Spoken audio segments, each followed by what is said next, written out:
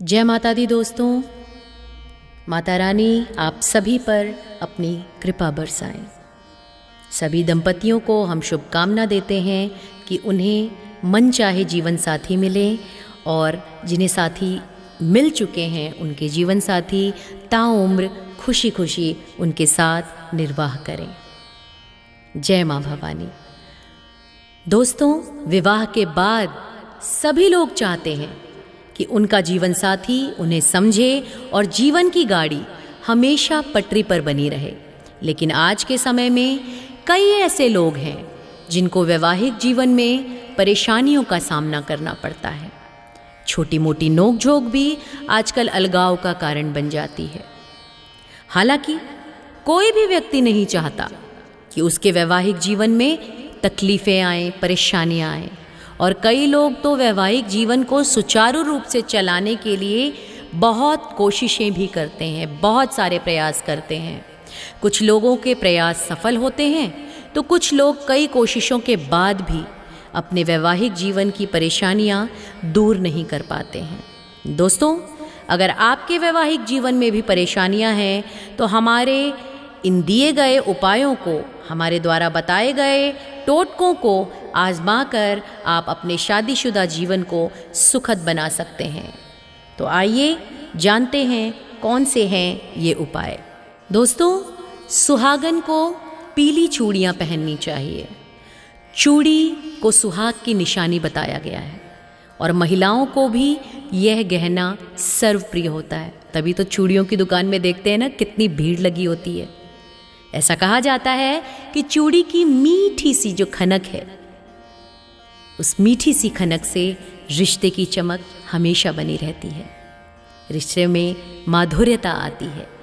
मगर कई महिलाओं को चूड़ी पहनना अधिक नहीं भाता, स्पेशली आजकल के दौर में। ऐसे में दाम्पत्य जीवन को सुखी बनाए रखने के लिए आप दोनों हाथों में केवल चाहे एक एक ही पीली चूड़ियाँ पहने, लेकिन पहने ज़रूर। इससे आपके शादीशुदा जीवन में सुखद अनुभूति का एहसास बना रहेगा। उसके बाद दोस्तों, आप सिंदूर से भी उपाय कर सकते हैं। कहते हैं ना, 2 चुटकी सिंदूर की कीमत तुम क्या जानो राजेश बाबू। खैर दोस्तों, अगर पति पत्नी के बीच लड़ाई हो रही है तो रात में सोने से पूर्व आपको पति के सिरहाने चुटकी भर सिंदूर रख देना चाहिए। सुबह उठने पर इसी सिंदूर को अपनी मांग में सजा लें। इससे दाम्पत्य जीवन खुशहाल बना रहेगा और पति का पत्नी की ओर ध्यान भी आकर्षित रहेगा, उनसे लगाव भी बढ़ेगा। इतना ही नहीं दोस्तों, विवाहित स्त्री किसी दूसरी विवाहित स्त्री को लाल सिंदूर के साथ इत्र भी दान करती हैं। नहीं करती तो कीजिए, इससे भी जीवन साथी के साथ संबंध मधुर बने रहते हैं। अब आपको बताने जा रहे हैं एक और अचूक नुस्खा। ये काफ़ी पुराना उपाय है दोस्तों।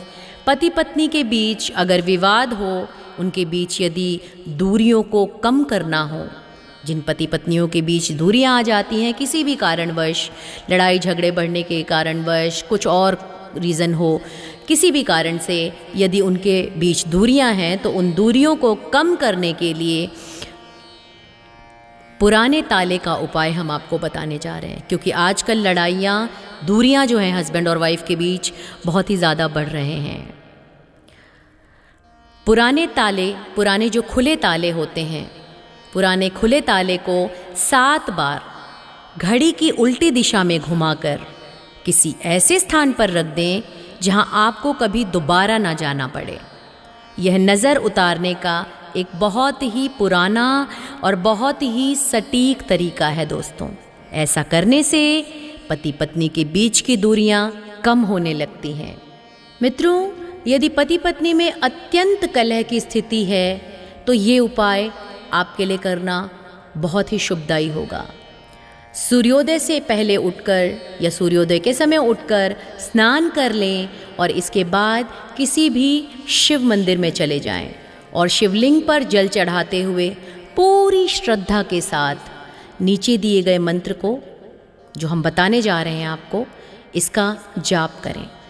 मंत्र है, ओम नमः संभवाय च मयो भवाय च नमः, शंकराय च मयस्कराय च नमः, शिवाय च शिवतराय च। इस मंत्र का बार बार जाप करें, शिवलिंग पर दूध एवं जल चढ़ाएं और पूरी शक्ति के साथ, पूरी भक्ति के साथ शंकर भगवान से, माता पार्वती से ये प्रार्थना करें कि आपके बीच की जो मतभेद है, जो परेशानियां हैं, उसे दूर करें। निश्चित आपको लाभ मिलेगा। सुबह उठकर स्नान के बाद दोस्तों किसी एकांत जगह पर आसन बिछा लें और अब उस आसन पर पूर्व दिशा की ओर मुंह करके बैठ जाएं। याद रखें, सामने माँ पार्वती की तस्वीर या प्रतिमा हो और श्रद्धा के साथ 21 बार जो हम मंत्र आपको बताने जा रहे हैं, इसका यदि आप प्रयोग करते हैं तो माँ आप पर प्रसन्न होती है और आपके दाम्पत्य जीवन में सुख की प्राप्ति होती है। मंत्र है अक्ष्यो नो मधुसंकाशे अनीकं नो समंजनम अंतः कृष्णुष्वमारिदि मन इन्नो सहासति। इस मंत्र का जाप करने से माता रानी, माँ पार्वती अत्यंत प्रसन्न होती हैं और आपको चिरंजीवी जीवन साथी की आशीर्वाद प्रदान करती हैं। जय माता दी, जय भोलेनाथ।